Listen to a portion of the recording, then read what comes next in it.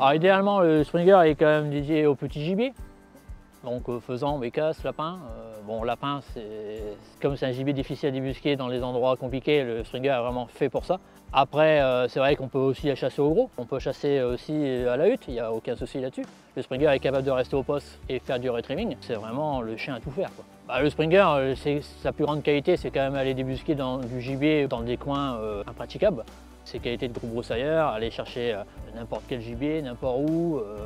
Le Springer est un leveur de gibier. Dès qu'il y a une émanation, bourre le gibier pour le mettre à l'envol. C'est pour ça qu'il faut qu'il chasse vraiment près de soi. Parce qu'un Springer qui est à 50 mètres n'est plus utile, on ne peut plus tirer. Il faut vraiment qu'il chasse 25-30 mètres autour de son propriétaire. Bon, c'est un chien qui peut s'adapter à tous les climats, hein. Voilà, froid ou même chaud, voilà, il est capable de s'adapter. Il n'a pas un poil conséquent, il n'a pas non plus un poil ras, donc il peut s'acclimater à tout, il n'y a pas de souci pour ça.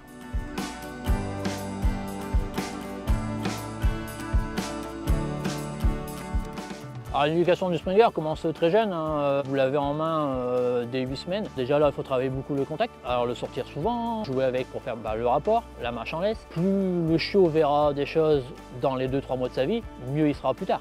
Vous allez sur le marché, vous le prenez avec vous allez en voiture, vous le prenez. Voilà, il doit vivre votre vie pour avoir une complicité au maximum. Il faut que le chien soit le prolongement de votre main ou de vos idées. Le chien, dès qu'un moindre regard, doit comprendre où il doit aller, qu'est-ce qu'il doit faire. C'est ça à travailler tout petit et après ça reste ancré dans le chien, quoi. Donc, il faut travailler tous les jours. Tout le monde a 5 minutes pour travailler son chiot tous les jours. Même une petite marche dans la rue, un petit rapport avec son jouet. Et ça, tout le monde est capable de le faire aujourd'hui.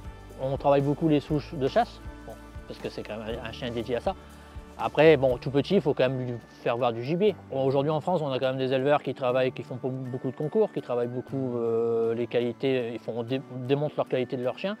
Bon, après, on peut se rapprocher de la STC, mais aussi du club de race, le Spaniel Club français. Tous les chiens champions sont répertoriés et du coup, ils peuvent vous aiguiller pour l'achat d'un chiot selon la lignée que vous recherchez, le caractère que vous recherchez. Si c'est plus compagnie, plus chasse, ils vont être capables de vous amener sur un chiot de bonne qualité, quoi.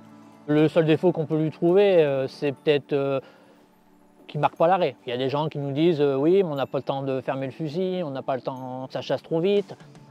Moi je dis que non, parce que dès qu'on connaît bien son chien, on a une bonne complicité avec, on remarque l'émanation du chien avant qu'il pousse le gibier et on a largement le temps de fermer le fusil. C'est vrai qu'au début ça fait un peu peur, on dit bah, le chien broussaille et ça part. Non, sa façon de travailler, on sait tout de suite quelque chose de bon, quoi. Dans un appartement, il va s'adapter très bien. Bon, après c'est vrai que c'est un chien qui aime bouger, qui aime courir, mais voilà, aujourd'hui dans toutes les villes vous avez un parc de détente. Vous pouvez faire promener votre chien, un petit bois à côté, vous pouvez le faire gambader un petit peu. Donc après, si vous voulez faire du sport avec votre chien et que vous ne chassez pas, vous pouvez faire l'agility. C'est un chien qui est capable de le faire aussi. Donc il n'y a aucun souci dans un appartement en ville.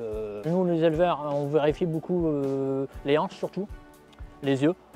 Bon, un peu comme dans toutes les races. Bon, après, c'est un chien très robuste, hein, pas de gros problèmes de santé en particulier. Ce qu'il faut surtout faire attention, c'est quand vous achetez un chiot, que les parents soient vraiment, les hanches ont été radiographiées et puis les problèmes des yeux, quoi. C'est vraiment la plus grande chose à vérifier en premier, quoi. Un Springer peut chasser longtemps, il n'y a pas de souci. Voilà, par expérience, j'ai eu un Springer de 13 ans qui chassait encore des journées complètes. Bon, c'est sûr qu'il va aller moins vite qu'un Springer de 2 ans ou de 3 ans, mais il est largement capable encore de chasser même à 10-12 ans, il n'y a aucun souci là-dessus, quoi. La chasse en groupe, c'est vrai que tout petit c'est compliqué, parce qu'en tout petit il faut travailler sur tous les contacts, le contact de son maître. Donc en groupe on va dire qu'on va aller à partir de 15-18 mois, là en groupe c'est bien. Tant que le chien n'est vraiment pas carré sur le rappel, sur la façon de chasser, la distance de chasse, on évite de l'amener en groupe. Parce que ça a juste cassé le dressage, parce que le chien va vouloir jouer.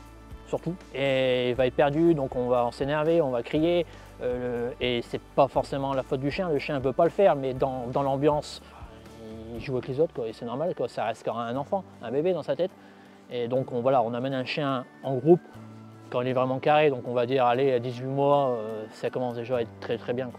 Comme il est très facile à dresser, ça permet de se mettre bien au point avec le chien, le dressage, la manipulation, on peut pouvoir après prendre des fois autre chose si on veut.